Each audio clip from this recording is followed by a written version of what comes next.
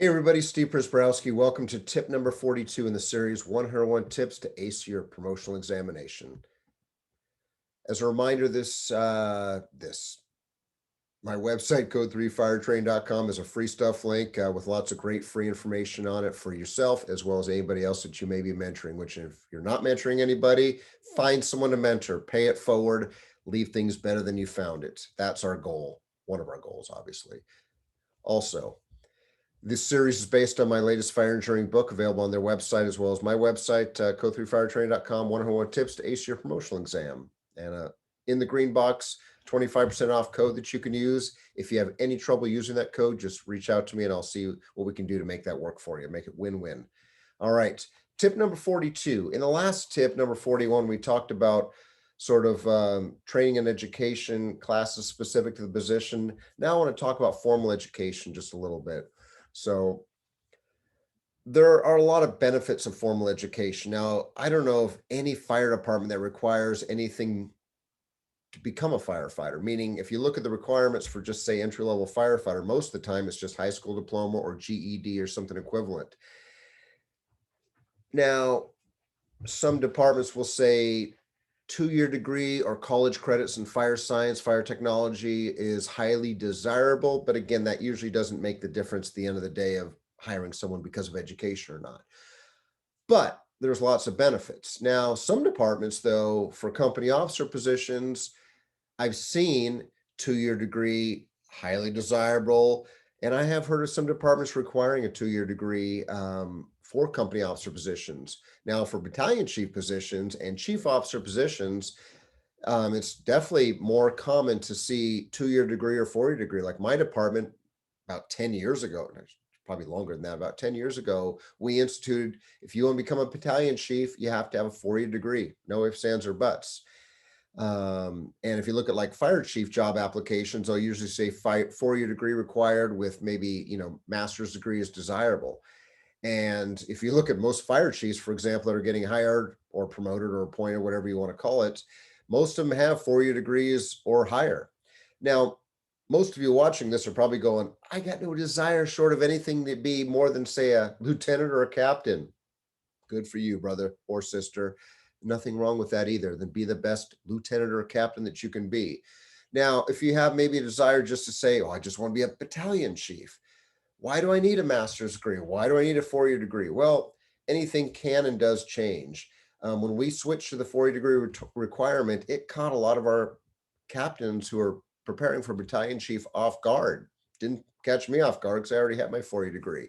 And even if I didn't, one of the things I shared in or excuse me, many or some at least of the previous tip videos is projecting out in the future. Don't just, live in the now, live in the future of look at the job announcements from other departments around the country, around the area. You'll see whatever position that you're aspiring to, probably some very standardized or maybe even standardized, you'll see various trends and fashions, for lack of a better term, in qualifications. So if you are thinking of company officer, I'd say at least go for your 2-year degree.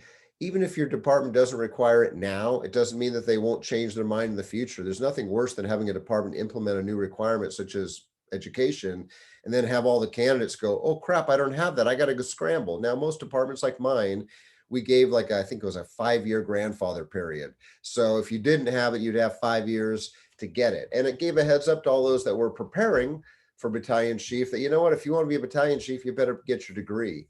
Now, we've had some that have challenged, why does a battalion chief need a 4-year degree?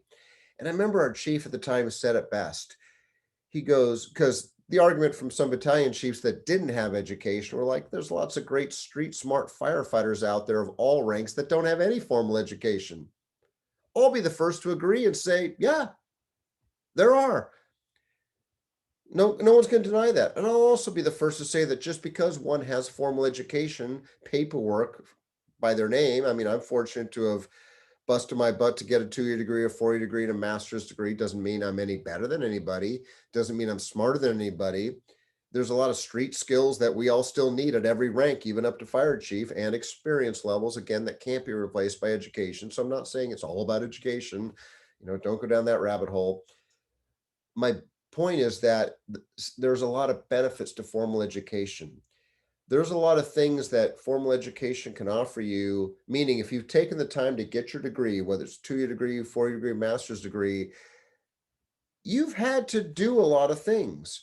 And there's things that that process can teach you or reinforce to you that your department can't do. I mean, a lot of firefighters complain that the officers don't have good writing skills. Well, it's not one of the most sexiest classes that we really take the time to provide people. You know, there's a lot of benefits because if you can go through a college degree program, whatever that degree is, you would like to think, or I'd like to think, that someone's got good writing skills because they've had to complete papers.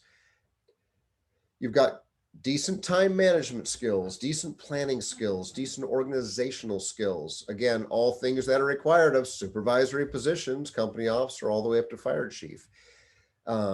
You've learned a lot of other skills known as, say, soft skills. Hard skills, for example, are those things that are taught to you, like in the academy, like throwing ladders, pulling hose, donning an SCBA.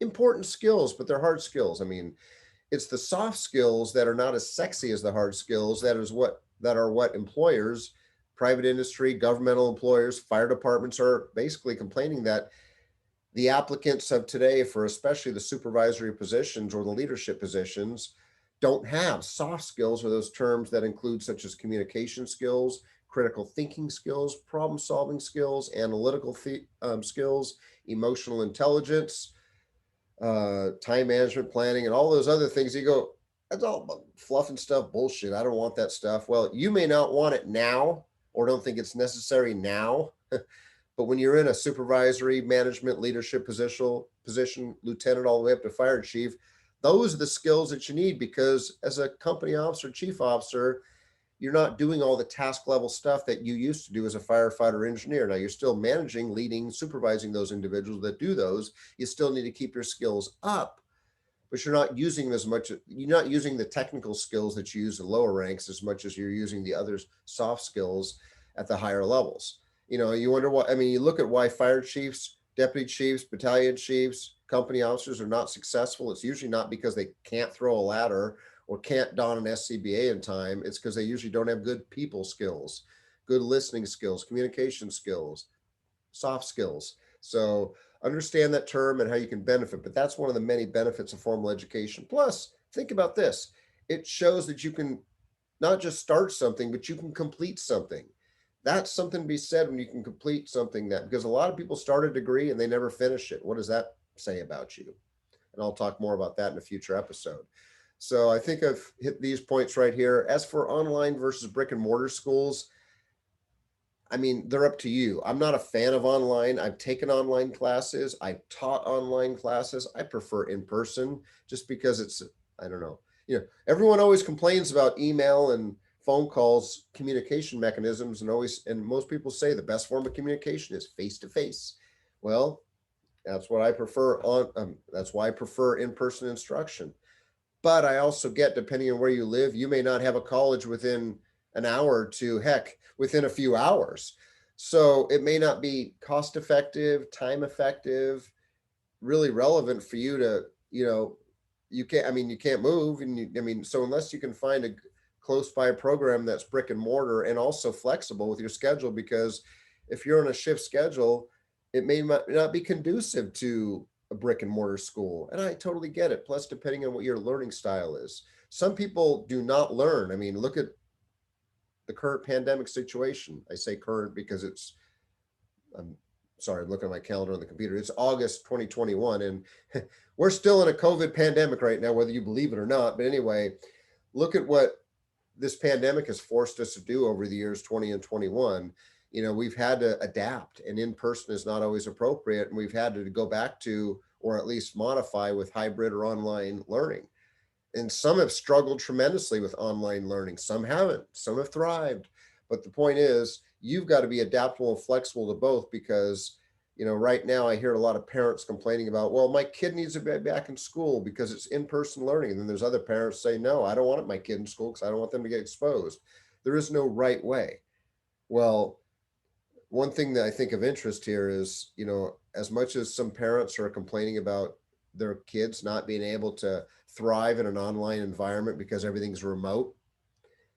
I don't mean to be mean and throw stones at people, but what are we teaching our kids if that's what we're teaching them? If we're basically teaching them that, well, you know what, online sucks and remote learning sucks, and you know what, you need to be in person class, even if you get COVID, whether you're vaccinated or not vaccinated, we're not teaching our kids to be adaptable. And we wonder why our kids are struggling sometimes in today's work world. If the parents are not teaching them to have a plan B, a plan C, be adaptable to the changing and ever-changing environment, roll with the punches, you wonder why kids don't thrive. And I say kids or young adults or whatever the generation age is. So I think, like me, I'm not saying you in that condescending way, we have to be acceptable to whatever is thrown at us if we want to be successful and adaptable in life.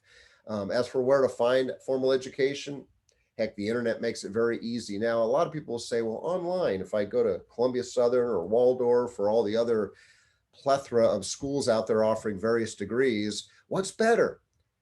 I don't have a good answer. My best suggestion is talk to people. That's why talk to people in your department, talk to your friends in other departments. Hey, go on social media and just make a simple post. Hey, I'm thinking about an online college, or I'm thinking, either don't name the college or name the college. Say, anyone have any good suggestions based on your experience? One of the many benefits of social media is to ask a lot of questions and hopefully get a lot of good, honest answers from people. Tell me your experiences, because you may hear from someone that, oh, this school sucks. Okay, that's their opinion, but then you'll probably hear, no, that school's awesome. So try to talk to as many people as possible to then form your own opinion before you just say, oh yeah, well, two people said the school sucks. Well, maybe they sucked and maybe the school is not meant for them, or maybe they had a bad situation because of the things they did or didn't do.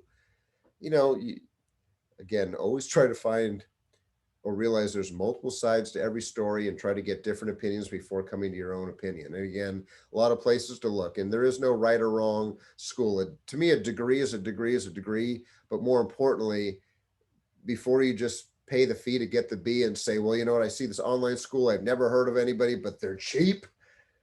Yeah, cheap firefighter, what goes together, if it's free, it's for me. You've probably heard that if you've been in the job long enough. Be cautious before you spend any money. Nothing is too good to be true. If it seems too good to be true because it's too cheap or it's too easy to get the degree, do your homework, do your research, because the piece of paper that you may be essentially buying, the investment in your career, your future, be careful, because if you do get a degree from a school that's not regionally accredited or nationally accredited, and before you go regionally or nationally accredited, if you don't understand what regional accreditation and national accreditation means for colleges, do your homework, because some places may not acknowledge those degrees, meaning you may have put a lot of time and effort and money into this darn degree, but if you need that degree to, say, take a promotional examination, read the fine print in your department's job specifications or testing requirements, because they may say, I've seen departments list in their testing requirement, candidate must have a 2-year or 4-year degree from a national or regional accredited college, sometimes, or one or the other. National Fire Academy used to not accept national accreditation. National Fire Academy, if you want to get into the prestigious executive fire officer program, because a degree is a requirement to get in, and people go, why do I need a 4-year degree to get into the executive fire officer program? Again, in the executive fire officer program, you write a lot of term papers or reports that are basically, 40, 50-page reports or more. And if you're not used to having a college requirement to write papers, have deadlines, meet deadlines, you're going to struggle tremendously. And they found a lot of people struggling. So that's why they required a 4-year degree or higher, because if you've done your 4-year degree, you are more likely to succeed in the executive fire officer program. There's also the managing fire officer program for fire officers at the National Fire Academy, another great program. But read the fine print of, before you spend the money on a certain degree and put your hard-earned time, money, and effort into it, make sure it's going to meet your needs, so you don't just get, well, shit, it's a piece of paper that's worthless. Yeah. And another bonus value-added point, I guess I'll suggest and throw out there. A lot of departments are, in a lot of departments, you're fortunate to have very generous tuition reimbursement programs. My department has a very generous tuition reimbursement program.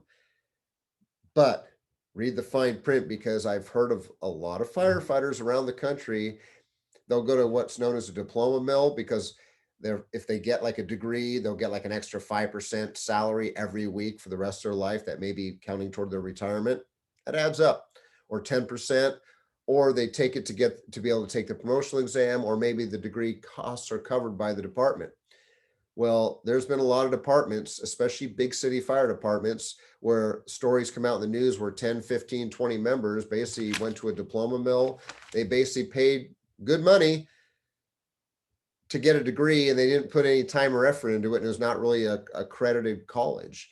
And that does not apply to what they wanted it to be applying to in the department. And they were also looking at disciplinary action because they basically took money from the department for inappropriate reasons because it didn't meet the requirements of what the money was there for, or it kept them from the promotional exam. So you don't want to be in that position. Read the fine print, do your homework, do your research, but there's a lot of them out there. There's no the one that to me works for you is the one that meets your schedule and that has, I think, hopefully a decent reputation. Some suggestions as you move forward in your career. The International Association of Fire Chiefs has put together a professional development model. And I know a lot of people, if you ask most firefighters what a company officer or even fire chief should have, most of them will say, 40 years of experience as a firefighter on the busiest fire companies out there, running fire, fighting fire, saving lives, kicking ass, taking names, wet stuff, red stuff, all that good, cool, fun shit. Well, experience is important, but especially the higher up you go, company officer and above, experience is still valuable and important. I'm never going to discount that. Education is important, but even looking at what the International Association of Fire Chiefs is saying is education's not everything. I mean, it's about 10%. I mean, because again, books don't put out fires, books don't solve problems, but books can help you. So I'm not just saying don't go to school, don't get formal education, but they can provide a good formal foundation while giving you some of those tools that I shared earlier with you. Time management skills, soft skills, communication skills, project management, because you're meeting project goals, objectives, blah, blah, to get there. Mentoring is something that I know I've touched on, I'll continue to touch on, is that mentoring is very critical too, but just realize, no, it's not all about education, but it's not all about experience either. There's a balance. Another good resource as well, on FEMA's website, they put together the National Professional Development Model, which is really a good roadmap. Again, I don't care what rank you aspire to, even if you just want to be a company officer, that's great. Be the best one you can be. But here's sort of a good roadmap. A lot of departments I've seen use this as part of their career development planning. But for those of you, and even if, let's say you're a company officer not planning to go any higher, but you're watching this to maybe get some ideas on how you mentor others, this is what I try to share with our new folks and anyone wanting to promote to any rank of, again, it's a national level. Your state, depending on what state you live in, may have a slightly different one, but the concepts are the same. If basically try to get those certifications, whether they're state certifications, NFPA certifications, whatever is applicable. But obviously, depending on the position you're in, going from firefighter, up to first level supervisor, FO1 stands for fire officer 1, is usually the first level supervisor, which is company officer. Then you got fire officer 2, which is usually manager, like the battalion chief level. Then you may have fire officer 3, which is more administrator, like division chief, assistant chief, deputy chief. You're a 40-hour chief that manages maybe a division, like training, like I manage training, or operations, fire prevention, public education, administration, whatever. And then obviously fire officer 4, executive level, which is typically fire chief, but also like the number 2 position in your department, which in some departments, number 2 is assistant, deputy, or division, depending on how small or big your department is. So for the street level folks, usually, company officer, battalion chief, usually fire officer 1 or 2. And these also relate to NFPA 1021. If you look at NFPA 1021, which is the standard for fire officer level qualifications, NFPA has 4 levels of fire officer, 1 all the way up to 4. So 1 and 2 are typically that battalion chief, company officer. But even if you are a battalion chief, you also sometimes get into that fire officer 3, because like in my department, a lot of our officers have a lot of administrative experience. Some battalion chiefs even work a 40-hour week in a lot of the departments, in the training division, operations, so forth. So just some levels. And if you look at, the triangle, for lack of a better term, It's about education. It's about training. It's not all about experience, but there's also a balance of training, education, self-development experience, and if you look at on the far left there on the triangle as it goes up, you know, as I shared earlier, if you're thinking of fire officer one, supervisor, lieutenant, company officer, a 2-year degree is appropriate. Obviously, if you're thinking of ever going higher, get your 4-year degree knocked out. And people go, what topic should it be in, Steve? Should it be in fire management, fire administration? Well, it's easy to find 2-year degrees that are fire related, fire technology, fire administration, fire science. It's harder to find 4-year degrees in fire specific, and it's even harder to find master's degree in fire specific. And I'll even go a step further. Even if you can find a 4-year degree in fire or a master's degree in fire, maybe try to find something that's a little bit more broader, a little more all risk. Like my master's degree is a generic emergency services administration, which could be applicable to fire, police, public safety, or anything emergency services, because there's other emergency services besides fire. The only reason I say that is, let's say, God forbid, you ever get injured on the job and you can never work as a firefighter again in the field. Well, if you want an office position, then it's good to not maybe be focused on fire. Or let's say you can't even, maybe you don't want to work in the office position, you get injured and you got to retire out on a disability, then go to maybe another line of work, and you're in your 30s or 40s and you still got to work for a while. Well, that fire 4-year degree or fire master's degree might be useless to something in private industry, may or may not be. As I tell people, get your 2-year degree in fire technology or science, because usually the 2-year degree usually includes EMT or paramedic and maybe an academy, but also the basic stuff that your department may not be able to get to teach you or share with you. And get your 4-year degree or master's degree in something that you enjoy, something that you wouldn't mind doing upon retirement, or maybe as a plan B, or maybe even just to help prepare you for the upper level positions. Even if you never want to promote beyond whatever position you're thinking of now, why sell yourself short? Why limit yourself on opportunities in the future? It's always, I mean, I'm qualified by far on paper to be a fire chief. I've got the necessary qualifications for pretty much every fire chief position I've ever seen, not to mention the highly desirable qualifications. I've taken fire chief tests. I've realized I probably don't want to be a fire chief. Nothing personal against those that are in position, but it's a job above my skill set. I think the politics, I couldn't handle it. I could do the job, not saying I couldn't, but I don't know if I'd love to be a fire chief in today's climate with the politics, the challenges. It's so hard to, I mean, it's hard to be in that position dealing with politics, budgeting stuff. You know, it ain't as fun as riding backward or tillering or, wet stuff on red stuff on the nozzle as a firefighter, or even being a captain or battalion chief or even deputy chief, which is a pretty darn good gig too. But again, find out what works for you. But the nice part is I have the qualifications that if I ever change my mind, I'd be able to apply it. But you know what? Last thing you want to do is be locked out where it's like, oh no, I'm like I've seen this too many times where people get into the very end of their career. Let's say they're maybe in their 50s now, they got families, maybe grandkids, and then their department changes the requirements, or maybe they had the requirements, but then they changed their mind and said, you know what? I got 4 years left. I want to take the battalion chief's test. Oh shit, I better go back and get my degree. That ain't fun when you've been out of school for a number of years and you've got kids, grandkids, or whatever other family commitments, or your second job or your third job, and now you got to work on a degree. Ain't fun. Try to knock this stuff out when you're younger and you maybe have limited commitments, because trust me, as life goes on, the commitments only stack on typically. It's not fun to have to go back to something that you haven't dealt with for years. But this helps there. So some formal degree comments on the right. And then I mentioned earlier about the National Fire Academy Executive Fire Officer Program, as well as something else that I'll touch on here in a little bit, Chief Fire Officer designation. Yeah, I mean, if you're thinking about going up those higher levels, get your 4-year degree or higher, get your Executive Fire Officer from the National Fire Academy, and also Chief Fire Officer designation, which I'll touch on a little bit here. Actually not touch on this in a future episode, so hang on to that thought. So hey, what it comes down to, the degree is not your magic ticket to the position or any position, and even if you get there, it's not the key to your success. The degree though helps provide you some additional tools, really, that tools including knowledge, skills, and abilities that your fire department will probably never be able to offer you. So it is what it is. So you can complain about your department, You can complain about your leadership, or you can do something about it by, you know what, I can't wait for the department to provide me everything I need to know to be in good in my current position or my future ones. I'm going to go out there and get the stuff. So as always, thank you very much for the gift of your time. I hope these have been valuable to you. Please don't hesitate to reach out, and hopefully our paths will cross. Sorry, cut that off. Hopefully our paths will cross again at some point in the future. And until the next episode, y'all be safe. Y'all take care. We'll see you soon. All right. Bye-bye.